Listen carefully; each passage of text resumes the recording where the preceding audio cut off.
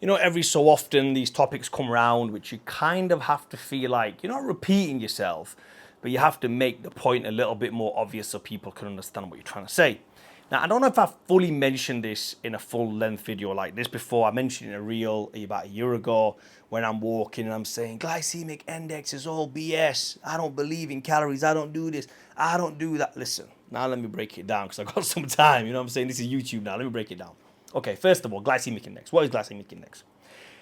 It's a measurement against sugar. So if sugar is 100, how much of your blood sugar does it raise?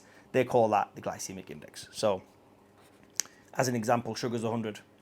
Then you're gonna have something like a chocolate or an ice cream at like 95. Then you're gonna have like, you know, what, your carbohydrates, your pastas, your breads, your wheats around 50, 60, 50. And then as you come lower, so you got your beans and stuff like that. And then just basic stuff like bananas and really slow release of carbohydrate.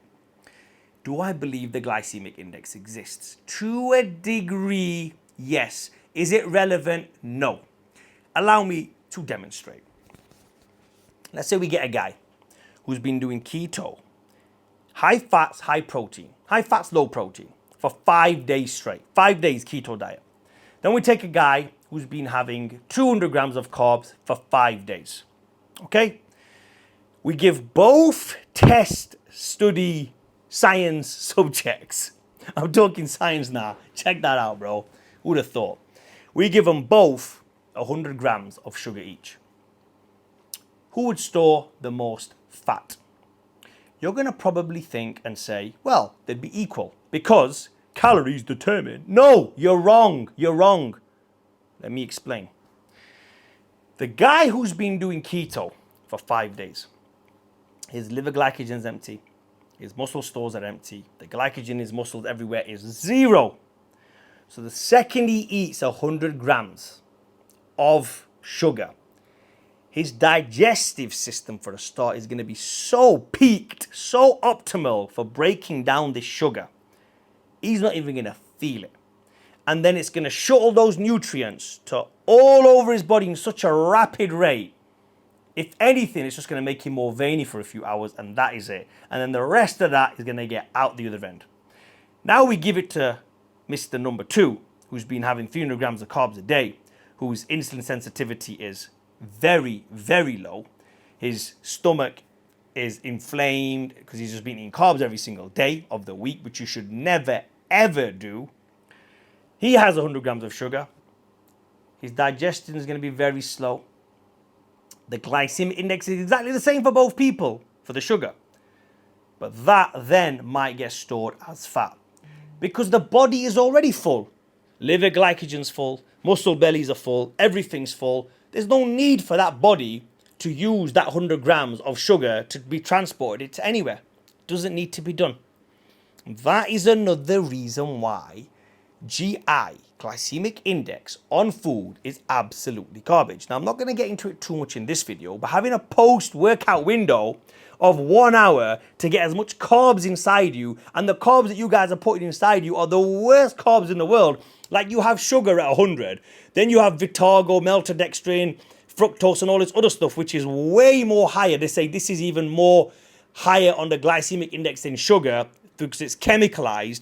You're taking that, and then if you're not taking that, you're having Cocoa Pops, Rice Krispies, Frosties, and all this other high sugary carbohydrate made by the worst people on earth, Nestle. If you want to know why I say that, Google it. I'm not here to tell you every single thing, but they're horrible. Those guys should be in court every single day, and guess what? They are in court every single day, but they've got amazing lawyers, amazing lawyers. That's just the game. It's very simple, bro.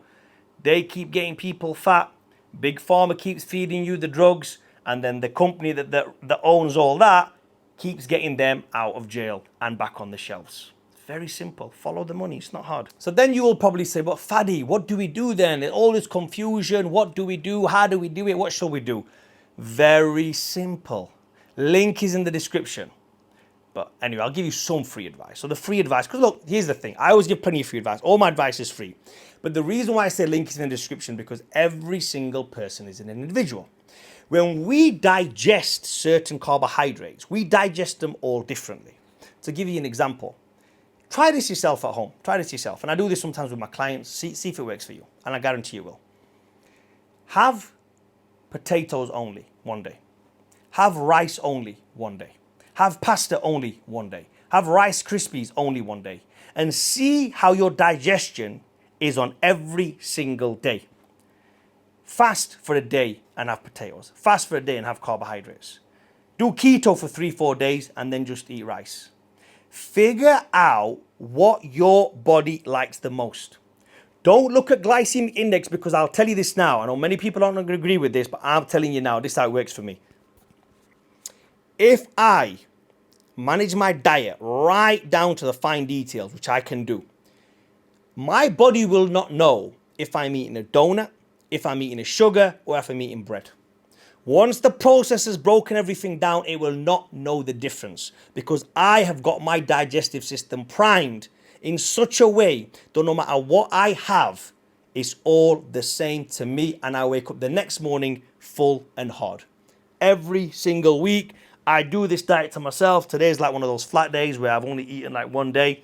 One day? I've only eaten like one meal, and I'm on like almost 0 carbs today. And that's how I do it. I can't give every single thing away because everybody's an individual. And if you are a client of mine, you will know that in a week, minimum, you're going through 3 different diet stages. Any client of mine, minimum, are going through 3 different diet stages. Some of the guys are on 4 or 5 different diets in 1 week. Yes, out of the 7 days, they'll only be doing 2 or 3 days maximum. Some of my clients. Some of them have got 4 days or 5 days very similar, and then 1 or 2 days different. And that's how it works. You have to go through the different process and work out what's right for you. Don't go on Google. Don't look at GI. Don't look at this. Don't look at that. Don't compare 2 food groups and say, well, this is higher on the glycemic index, or this is lower on the glycemic index, so therefore a banana should be healthier than having Cocoa Pops, for argument's sake. I mean, it is healthier, but it's not better. And if you want to eat Cocoa Pops, if you do every single thing else right, then it's okay. Now you're going to say, Fadi, you're such a hypocrite. You're going saying Cocoa Pops is okay. No, I don't say Cocoa Pops is okay. For the bodybuilders, for those guys who are smashing the gear, who are doing everything else right, but it's wrong in the sense where it's not healthy for your body, so I call that wrong. You guys shouldn't be having sugary, sweetie treats made by them every single day post-workout. It's not for you. If you're doing everything else, like the steroids, the high protein, the high carb diets, the last thing you want to be doing is have high sugary cereals after training. It's not for you guys. But if you're a normal guy like me and you want to have cereal rather than white rice a couple of days a week, you can have it. That's the big difference over here. So I'm not a hypocrite. I've never said any food is bad. But certain foods are bad in certain situations, and certain foods are just better in certain situations. Very simple. Actually, it's not simple. If it was simple, we'd all be doing it. Anyway, comment down below. Please like the video and subscribe.